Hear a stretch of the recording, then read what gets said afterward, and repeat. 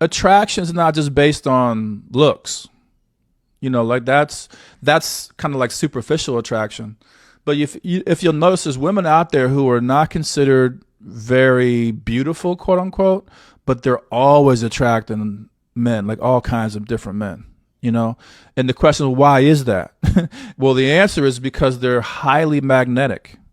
They're highly energetic. A lot of these women are dark feminine women. And, when you are in your power like that, like power, the definition of power is its ability to change and influence the environment, but also its ability to draw things to it, right? And so women who have that, like they've studied these arts and they've kind of mastered these things, they're gonna draw, like they'll never be alone. They can be 80 years old and men are trying to get with them and be in their space and that kind of thing, because it's like a power. When you have power like that, you draw men to you. You draw masculine energy to you. And so it has nothing to do with looks. Men don't care about looks. Again, men will never say that, right?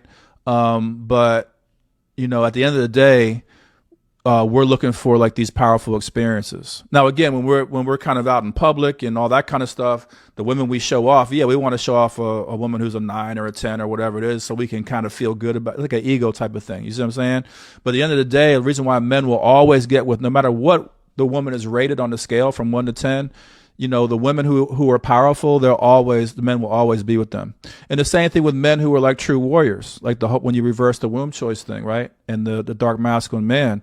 There's a lot of men out there who are attracting a lot of women. Like people are like, why is she with him? You know what I'm saying?